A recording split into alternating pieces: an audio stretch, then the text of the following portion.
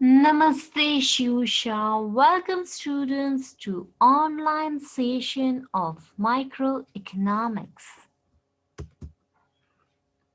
Last session માં આપણે start કર્યું હતું થિયરી ઓફ ડિમાન્ડ સપ્લાય ની અંદર સેકન્ડ યુનિટ જોયું હતું that is સપ્લાય ની વાત કરી હતી રાઈટ સપ્લાય શું છે એના ફેક્ટર્સ ઓર ડિટર્મિનન્ટ્સ કયા કયા છે એ આપણે જોયું હતું આજે આપણે જોશું લો ઓફ સપ્લાય અને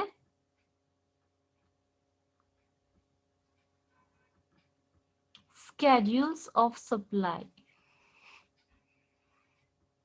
part 12 માં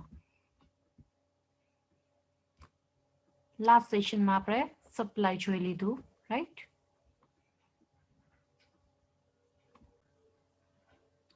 supply functions and determinants also we have done it.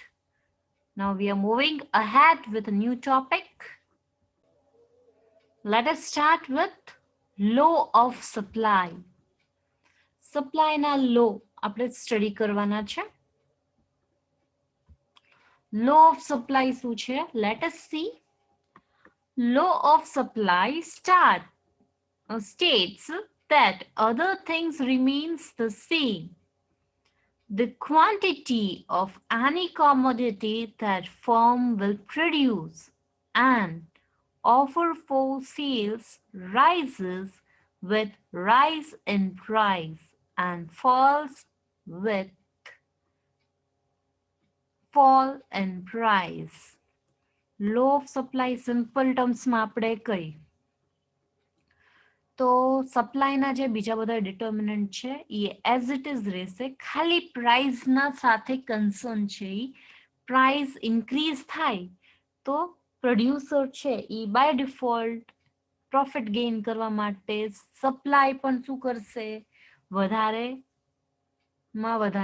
કરશે એટલે સેલ્સ રાઇઝીસ તો પ્રાઇસમાં પણ રાઇઝ તમને જોવાશે સેમ વે પ્રાઇસ ફોલ થાય છે તો સપ્લાય શું થશે ઓછી થશે clear as for that higher the price higher will be the quantity supplied and lower the price smaller will be quantity supplied શું કહે છે વધારે પ્રાઇસ હશે તો વધારે ક્વોન્ટિટી સપ્લાય કરવામાં આવશે અને ઓછી પ્રાઇસ હશે તો ઓછી સપ્લાય થશે other things remains the same means હવે આપણને કહે છે કે આપણે વાત કરી હતી કે બીજી બધી વસ્તુ other things remains the same એનો મતલબ થાય છે કે determinants of other than own price such as technology goal of the firm government policy prices of related goods, etc. should not change. શું કહે છે જે બધા ફેક્ટર્સ ડિટર્મિનન્ટ્સ આપણે જોયા હતા એ બધા ડિટર્મિનન્ટ્સમાં કાંઈ પણ ચેન્જીસ આવતો નથી ખાલી આ ચેન્જ કેની સાથે કન્સર્ન છે તો આ ચેન્જ પ્રાઇસની સાથે કન્સર્ન છે clear law of supply you can see with the help of એક ટેબલ આપ્યું છે જેમાં પ્રાઇસ અને ક્વોન્ટિટી મેન્શન કરેલી છે અને એક ચાર્ટ તમે જોઈ શકો છો સપ્લાય કર્વ એમાં મેન્શન કરેલી છે right this is the supply curve right આ સાઈડ પ્રાઇસ છે અને આ સાઈડ ક્વોન્ટિટી તમે જોઈ શકો છો પ્રાઇસ ઓફ રાઈસ 10, 11, 12, 13, 14, 15, 16 વધે છે રાઈટ તો સામે quantity of supply is also increasing 5, 6, 7, 8, 9, 10, 11 right quantity પણ વધતી જાય છે SS slope upward from left to right તમે આ ચાર્ટમાં જોઈ શકો છો કે એસએસ નો જે આ છે wait yes આ કર્વ છે એ લેફ્ટ ટુ રાઈટ જાય છે. ઓકે, શું દેખાડે છે? પોઝિટિવ રિલેશન દેખાડે છે between price of commodity and in quantity supplied. એટલે દેખાડે છે કે જેમ જેમ પ્રાઇસ વધે છે એમ એમ ક્વોન્ટિટી ઓફ સપ્લાય પણ વધે છે. એટલે બે સાથે ચાલે છે, પેરેલલી ચાલે છે. સો એમાં પોઝિટિવ રિલેશન જોવા મળે છે between the price and supply. As price rises, quantity supplied also rises. જેમ જેમ પ્રાઇસ રાઇઝ થાય છે, રાઈટ, વધતી જાય છે, એમ એમ સપ્લાય પણ વધતી જાય છે. આપણે આમાં ઇલસ્ટ્રેશન લીધું છે પ્રાઇસ ઓફ રાઈસ, ચોખાના પ્રાઇસ, અને સાથે સાથે એની સપ્લાય ઈ મેન્શન કરી છે, રાઈટ. તો એમાં પણ તમે જોઈ શકો છો જેમ જેમ પ્રાઇસ વધે છે રાઈસની એમ એમ ક્વોન્ટિટી પણ વધતી જાય છે. ક્લિયર? હવે આપણે સપ્લાયના અઝમ્પશન જોઈએ, right. assumption of the law of supply. Supply law na assumption. Very first assumption is there is no change in the price of the factors of production. હવે factor of production ના price માં કોઈ ટાઈપની ફેરફાર નથી. Second શું કહે છે? There is no change in the technique of production. પ્રોડક્શનની મેથડમાં એમાં પણ કાંઈ ચેન્જીસ નથી. There is no change in the goal of firm. કંપનીનો ગોલ્સ છે, ફર્મ્સનો ગોલ્સ છે, એમાં પણ એક ટાઈપના ચેન્જીસ નથી. There is no change in the price of related goods. Right? Price of related goods માં પણ કંઈ ફેરફાર નથી થતો. Producer do not expect change in the price of the commodity in the near future.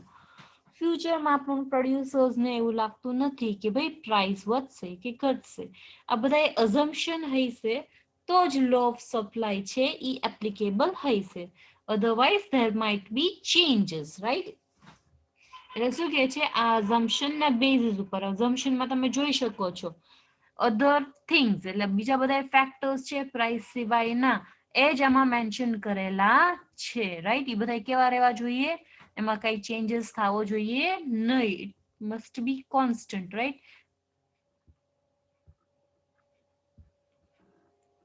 Exceptions to the law of supply.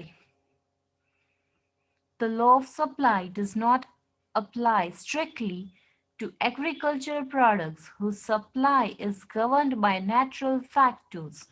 If due to natural calamities there is a fall in the production of a wheat, then its supply will not increase.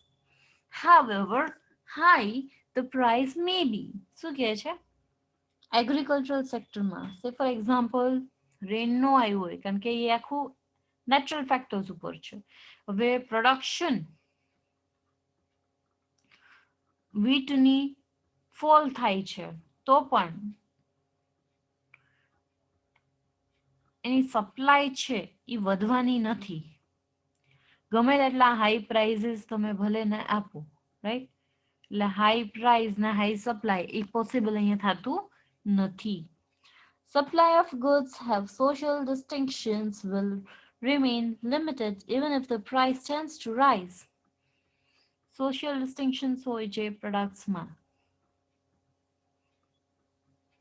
will remain limited. એટલે જેમાં ફેરફાર હોય કોઈ પણ પ્રોડક્ટમાં other than factors, આપણે વાત કરી હતી કે પ્રાઇસ સિવાયના ફેક્ટર્સ છે એમાં ચેન્જીસ ન થવો જોઈએ. ચેન્જીસ થતા હોય ને તો પછી આ લો ઓફ સપ્લાય અહીંયા એપ્લિકેબલ થતો નથી. Seller may be willing to sell more units of a perishable commodities at a low price. એક પીઝા બર્ગર વાળા છે ને એ ધ્યાન નહીં દી કે ભાઈ હવે વધશે ભાવ ત્યારે હું મારે સપ્લાય વધારું, ના. પેરિશેબલ ગુડ્સ છે એ બગડી જવાના છે એટલે લો પ્રાઇસ ઉપર પણ સેલ કરવા માટે એ રેડી થઈ જશે. ક્લિયર? હવે આપણે નેક્સ્ટ ટોપિક જોશું, that is supply schedule and supply curve. Supply schedule shows a tabular representation of a supply. It represents the different quantities of product that a seller is willing to sell at a different price level of the product. The geographical presentation of supply schedule is called supply curve. Right, જે પણ tabular ફોર્મેટમાં તમે દેખાડો છો prices, quantity, right, એને આપણે શું કહેશું? Supply schedule, right. અને જે ડાયાગ્રામ ફોર્મમાં, ચાર્ટના ફોર્મમાં હોય છે, ગ્રાફિકલ ફોર્મેટમાં હોય છે, એને આપણે શું કહેશું? Supply curve. હવે supply schedule and supply curve are of two types: individual supply schedule, right, and individual supply curve, અને market supply schedule and market supply curve. પહેલા આપણે જોશું individual supply schedule and individual supply curve. હવે individual supply schedule માં individually present કરવામાં આવે છે.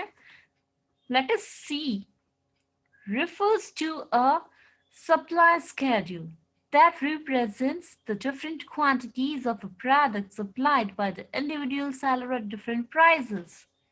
તમે જોઈ શકો છો અહીંયા prices of milk રાખ્યા છે 10, 12, 14, 16. Same way quantity supplied 1000 per day in a liter, એ પણ તમને એમાં મેન્શન કરેલી છે.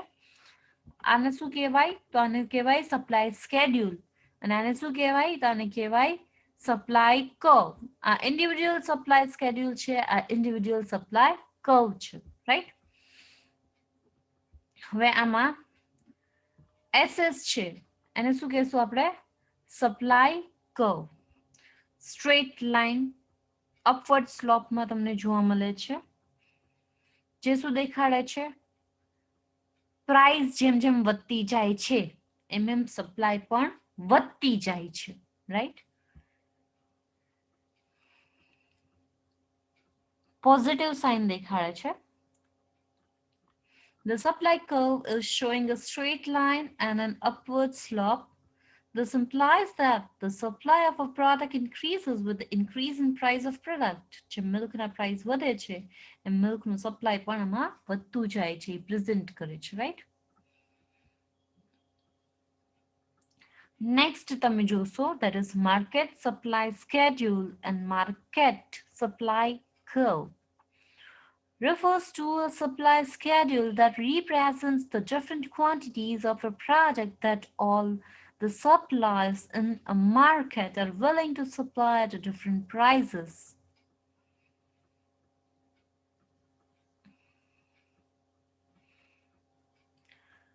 Refers to your schedule.